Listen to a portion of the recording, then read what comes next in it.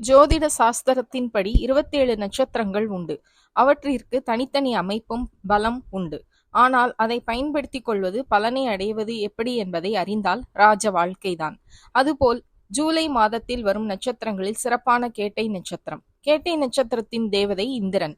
இந்திரன் தன் திறனை மேம்படுத்திக் கொள்ளவும் சிவபெருமானுக்கு நன்றி செலுத்தவும் ஆனி மாத கேட்டை நட்சத்திர தினத்தில்தான் எல்லா வளங்களை பெற்றதாகவும், எனவே ஆனி மாதம் வரும் கேட்டை நட்சத்திர தினத்தன்று முருகப்பெருமானுக்கு அபிஷேகம் ஆராதனை செய்து வழிபட்டால் செல்வம், காரிய வெற்றி, ராஜபோக வாழ்க்கை கிட்டும் என்பது ஐதீகம்.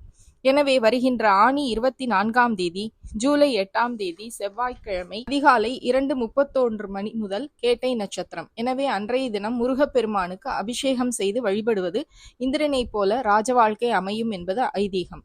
இது போன்ற ஆன்மீக செய்திகளுக்கு பத்மம் யூடியூப் சேனலை சப்ஸ்கிரைப் பண்ணுங்க, ஷேர் பண்ணுங்க, லைக் பண்ணுங்க, கமெண்ட் பண்ணுங்க. நன்றி, வணக்கம்.